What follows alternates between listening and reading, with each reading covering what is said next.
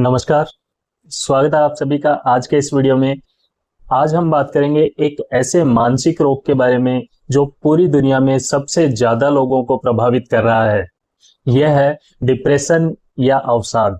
अक्सर लोग इसे उदासी या कमजोरी समझ लेते हैं, लेकिन यह एक बहुत ही गंभीर मानसिक रोग है। अगर समय पर ध्यान न दिया जाए तो यह जीवन को बहुत ही कठिन बना सकता है। आज के इस वीडियो में हम बात करेंगे डिप्रेशन क्या होता है, डिप्रेशन के कारण, लक्षण, बचाव के उपाय और इलाज के क्या ऑप्शंस हमारे पास अवेलेबल हैं, इनकी भी चर्चा करेंगे। तो आइए जानते हैं डिप्रेशन क्या है। डिप्रेशन सिर्फ उदासी या मूड खराब होना नहीं है, बल्कि यह एक मूड डिसऑर्डर है जिसमें व्यक्ति लंबे समय तक उदासी, निराशा, थकान और किसी काम में मन न लगने जैसी समस्या से जूझता है। WHO के अनुसार डिप्रेशन दुनिया में डिसेबिलिटी का प्रमुख कारण है। अब हम बात करते हैं डिप्रेशन के लक्षण क्या है।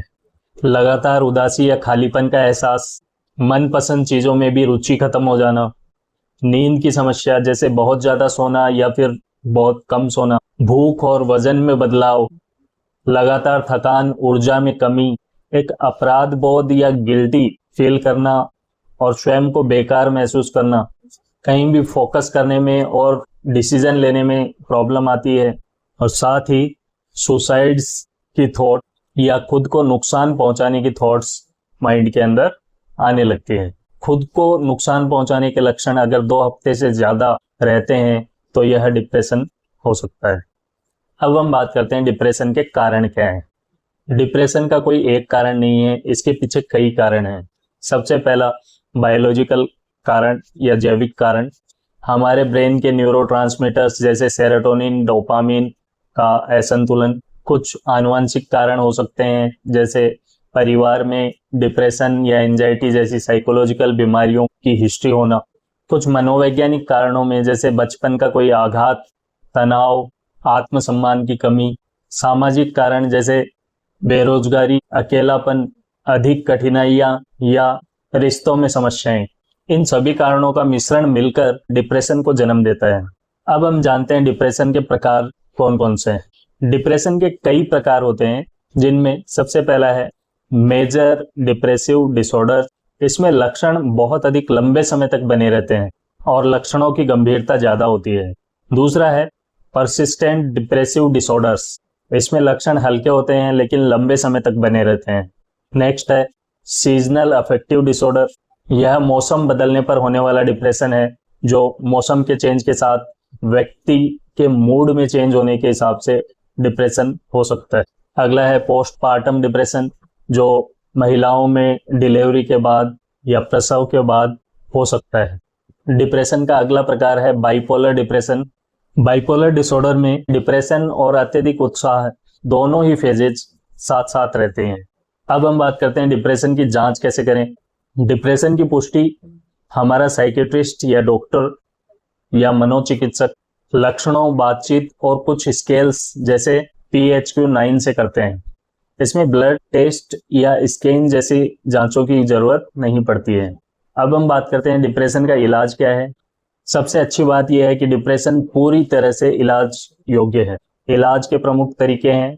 पहला, साइकोथेरेपी जैसे cognitive behavioural therapy, interpersonal therapy, counselling, जो कि एक साइकेट्रिस्ट के थ्रू करवाई जा सकती है। दूसरा विकल्प रहता है दवाइयों का। अपने साइकेट्रिस्ट से मिलकर आप एंटी डिप्रेसेंट दवाइयां जैसे SSRI, SNRI ले सकते हैं। तीसरा उपाय हम कर सकते हैं हमारी लाइफस्टाइल को मैनेज करें। संतुलित आहार, रेगुलर एक्सरसाइज, योग, मेडिटेशन और अपनी नींद को पूरा करके हम डिप्रेशन को कम कर सकते हैं। कई बार गंभीर मामलों में इलेक्ट्रोकन्वल्सिव थेरेपी या अन्य उपचार भी दिए जा सकते हैं। अब हम बात करते हैं डिप्रेशन से कैसे बचें। अपनी रोजमर्रा की जिंदगी के अंदर खुलकर बातें करें और अपने मन की बातें शेयर करें। सोशल मीडिया से ज्यादा जुड़ाव करने की बजाय वास्तविक लोगों के साथ समय बिताएं। व्यायाम और ध्यान को अपनी दिनचर्या का हिस्सा बनाएं। शराब और नशे से दूर रहें।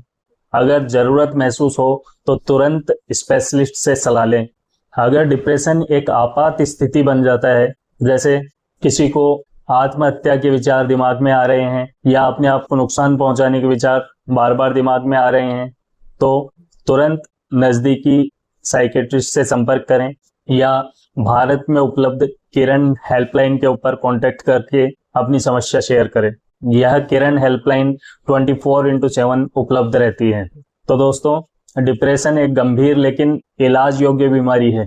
यह कोई कमजोरी नहीं बल्कि एक स्वास्थ्य से संबंधित समस्या है। जैसे हम शारीरिक बीमारियों का इलाज करवाते हैं, वैसे ही मानसिक बीमारियों का भी करवाना चाहिए। इसमें किसी तरह की हिचकिचाहट या शर्म महसूस नहीं होनी चाहिए। अगर आप या आपका कोई परिचित डिप्रेशन से जूझ रहा है तो चुप नहीं रहें, मदद लें, क्योंकि मानसिक स्वास्थ्य ही असली स्वास्थ्य है। इसी के साथ आज के वीडियो को यहीं खत्म करते हैं। मिलते हैं नेक्स्ट वीडियो में एक नए टॉपिक के साथ। तब तक ध्यान रखिए अपना और अपनों का। स्वस्थ रहिए, हंसते रहिए। धन्यवाद।